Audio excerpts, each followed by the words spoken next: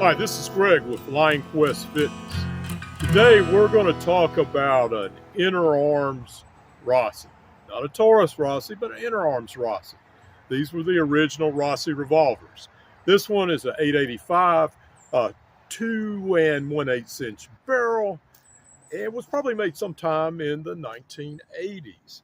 And it's actually a well-made little gun. 5-shot revolver, 38 special. Maybe not quite Smith & Wesson quality, but still a very good quality.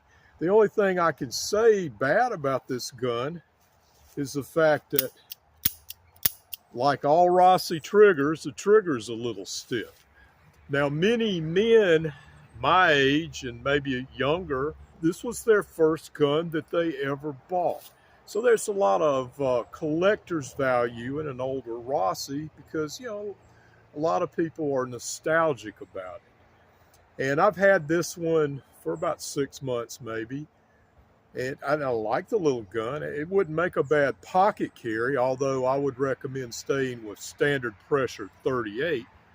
But I got to thinking about a story my little brother told me, or my younger brother. He's not so little anymore. He's a grandfather as well. But he had reminded me that many years ago, when he first came of age, I had taken him to buy his first handgun, and it was one of the blued Rossis with the 3-inch barrel.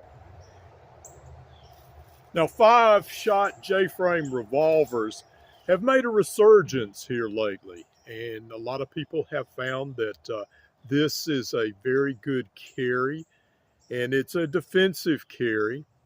It's not always ideal for the ideal situation, but this is a gun that goes where you go.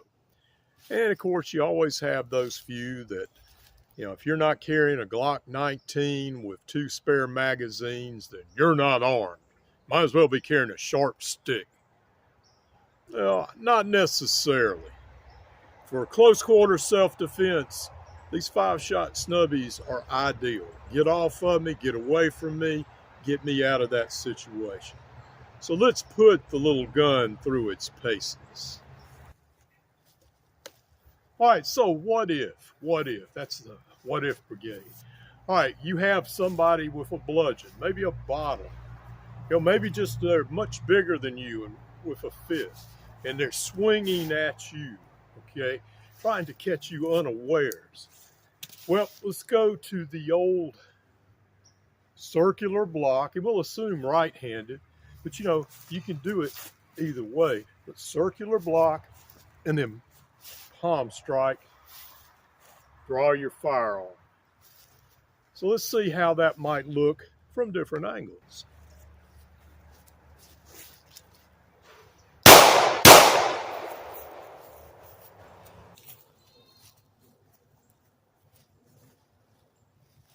Hey, look, I don't want any trouble.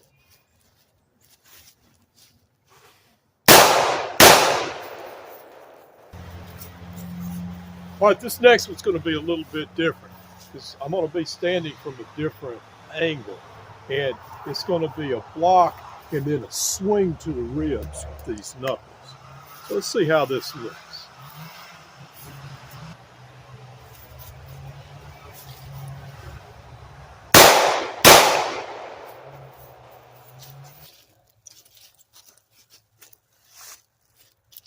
Well, I lost my lighting, so several days later, and after a rain, I'm filming the end of this. Now, for safety reasons, I shot at 5 yards, from 5 yards. But, you know, realistically, you're going to be very close at close quarters in a self-defense situation. Now, I have 2 extra holes here. This was the last 2. What happened, the third scenario, for whatever reason, the camera didn't record it, so I had to shoot it over again. But that's a pretty decent group, considering this was from the draw, and also with movement before we shot. So, could an old 5-shot revolver, you know, work for self-defense? Obviously, yes. And you know, I don't begrudge anybody for what they carry because I carry different firearms at different times for different situations. But you know, for most times, it's just a 5-shot snub. Now, this is a Galco pocket holster that the crazy Scotsman sent me. Thank you, Scotsman. This belonged to our old friend, Mr. Holster. And Scotsman had sent me several different holsters that had belonged to Scott. I found very good homes for those holsters. Still have 2 of them. Now, I do have a Mika pocket holster ordered for my brother for this gun.